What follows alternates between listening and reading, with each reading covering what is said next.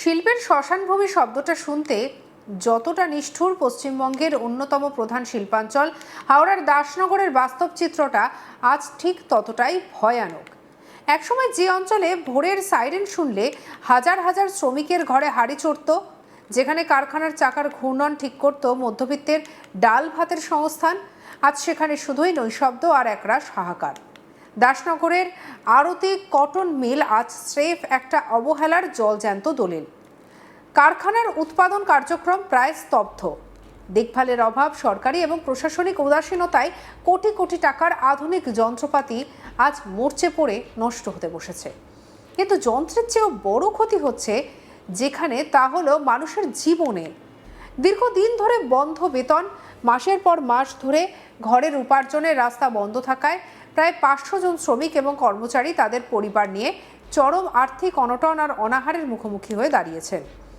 মিলের ভবিষ্যৎ কোন অন্ধকারে তলিয়ে যাচ্ছে তা নিয়ে কারোর কাছে কোনো স্পষ্ট উত্তর নেই। যে মিল প্রাঙ্গণ একসময় গমগম করত শ্রমিকদের কোলাহলে, আজ সেখানে মাথাচাড়া দিয়ে উঠেছে বড় বড় আগাছা। এক পরিত্যক্ত ভুতুড়ে পরিবেশ গিলে খাচ্ছে একটা গোটা ঐতিহ্যকে। আর কটন মিলের শ্রমিকদের ক্ষোভ আজ আর কারখানার চার দেওয়ালে আটকে নেই, তা আছড়ে পড়েছে রাস্তায়।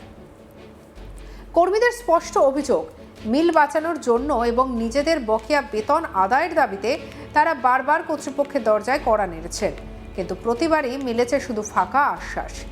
স্থায়ী কোনো সমাধান আজও সূত্রপাত হয়নি। শ্রমিকদের পিঠ আজ দেওয়ালে ঠেকে গিয়েছে।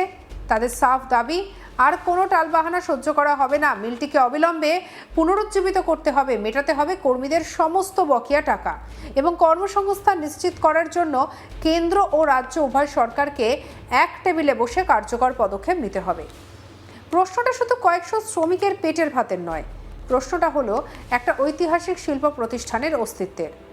যদি এখনই কেন্দ্র বা রাজ্য সরকার কোনো জাদুদণ্ড না ছোঁয়ায়, তবে এই ঐতিহ্যবাহী কটন মিল চিরতরে ইতিহাসের পাতায় হারিয়ে যাবে। আর তখন অন্ধকার আরও ঘনীভূত হবে ওই 500টি পরিবারের অন্দরে। প্রশ্ন একটাই, শ্রমিকদের আর কতদিন ধৈর্যের পরীক্ষা দিতে হবে? আরতি কটন মিল কি আবারও উৎপাদনের আলো দেখবে, নাকি অবহেলার চাদর মুড়ি দিয়ে অন্ধকারেই বিলীন হয়ে যাবে? কারখানার কর্মী গোপাল দাস কি বলছেন, শুনব।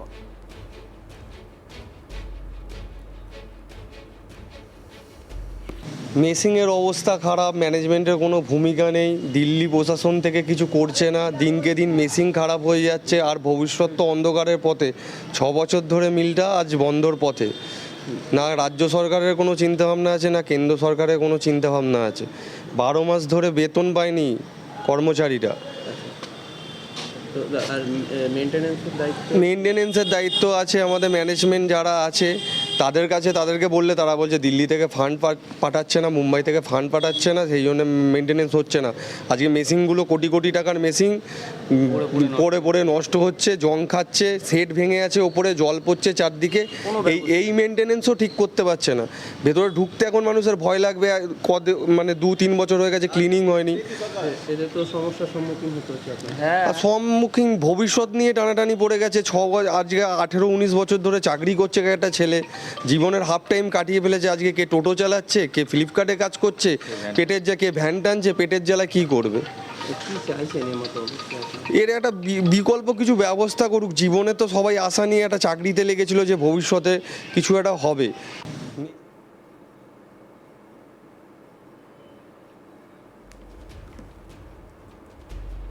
অন্যদিকে কারখানার কর্মী রাকেশ সরকার কি বলছেন, শুনবো। 11-12 মাস আমাদের 12 মাস, এই মাসটা নিয়ে 12 মাস পয়সাই দেওয়া হয় না, স্যালারি হচ্ছে না। তার আগের বকেয়া পড়ে আছে 2 বছরের। সংসার চালাতে সমস্যা হয়ে যাচ্ছে। লোক খাবে কি করে বলুন না? আমরা এখানে কাজ করে যাচ্ছি, কেউ হয়তো কাজ করছে, টোটো চালাচ্ছে, কেউ ফ্লিপকার্টে। আমারই মা যেমন অসুস্থ, আমি 1 মাস কাজ করি, 1 মাস কোনো জায়গায় কাজ করতে হয় না, মাকে দেখতে হয়, ঘরে পড়ে থাকতে হয়। আমরা কি করে চালাবো? এর কোনো একটা বিকল্প দরকার। আপনারা চালু করুন, আপার নেতৃত্ব আসুক, মিটিং হোক, কিছুই করছে না ম্যানেজমেন্ট। ভেতরে আমি মেনটেনেন্সের ফিটার, কোনো মেশিনের পুরো ভগ্নদস্ত অবস্থায়। মানে মেশিনের অবস্থা খুব খারাপ। এই মেশিন চলবে কি না এখন দিয়ে রিপেয়ারিং না করলে, মেনটেনেন্স না করলে, এরা কোনো উদ্যোগ নিচ্ছে না। উদ্যোগ না নিলে তো কিছুই হবে না। আমাদের মিলের অবস্থা আস্তে আস্তে আমরা আরও শোচনীয় অবস্থায় চলে যাচ্ছি। আবার তার উপরে কিছু রিটার্ন হয়েছে, তাদেরও টাকা পয়সা মেটাচ্ছে না, কিছুই করছে না এরা।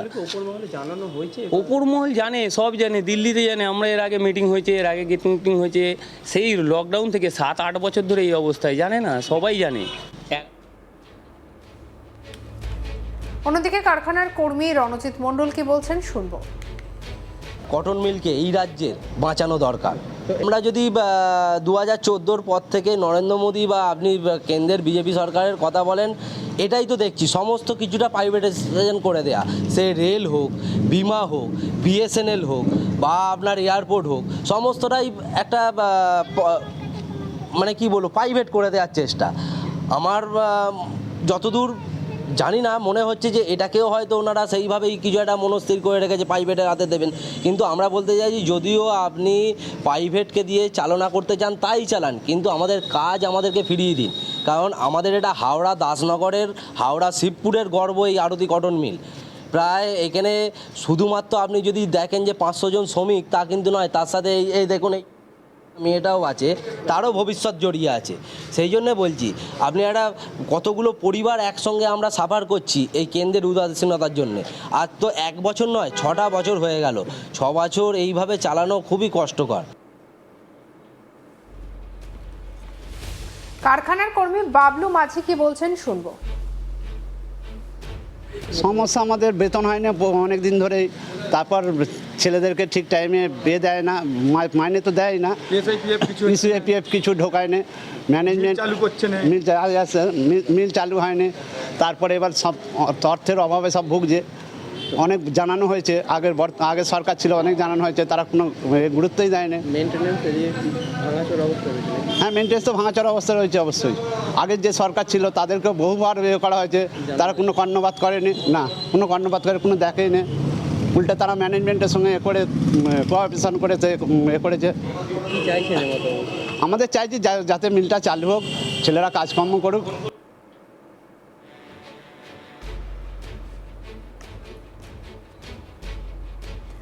দুর্ভাগ্যের বিষয় হলো দাসনগরের এই বন্ধন কেবল আরতি কটন মিলেই সীমাবদ্ধ নয়।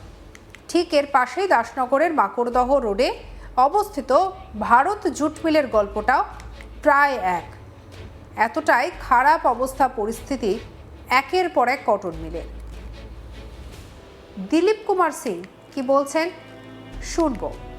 আমাদের কোনো মিলের কোনো সমস্যা নেই, জুটের একটু সমস্যা ছিল, ওটাও আমরা ওভারকাম করে দিচ্ছি।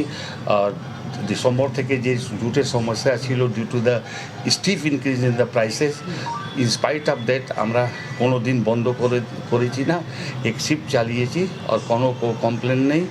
আর আমরা মোস্ট প্রবাবলি নেক্সট উইক থেকে ফুল ফ্লেজডে চলবে, এখনও আমরা চলছে আমাদের। এ নিয়ে রুদ্রনীল ঘোষ কি বলেছেন শুনবো বিধায়কের কথা। সংস্কৃতি, রবীন্দ্র নজরুল সন্ধ্যা চলছে, আবার একদিকে কারখানার মেশিনগুলোর মিষ্টি শব্দ। আমাদের এখানে শ্রমিকের হাতে কারখানার যে কালি লাগতো, সেই কালি পবিত্র কালি, যে কালি ভারত নির্মাণে সাহায্য করত। তৃণমূলের তোলাবাজি, অপরিকল্পিত শিল্প ব্যবস্থা ক্রমাগতভাবেই রুগ্ন করে দিয়েছে হাওড়া শিল্প জগৎকে। বর্তমান সরকার বদ্ধপরিকর সেগুলোর পুনর্জাগরণের ক্ষেত্রে। এবং